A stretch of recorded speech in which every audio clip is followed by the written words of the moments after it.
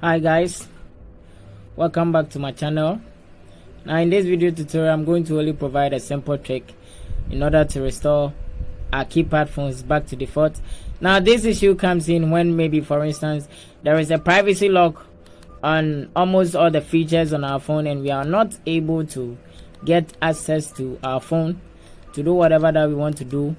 And so with this, there isn't anything that you can do. Even if you try resetting the phone, you'll be asked to provide that particular password, but you don't know. So in this video tutorial, I'm going to provide that simple trick or code that can enable you get access back to your phone without going through any stress.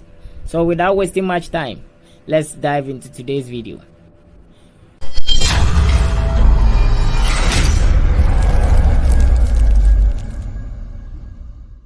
Okay guys, so welcome back.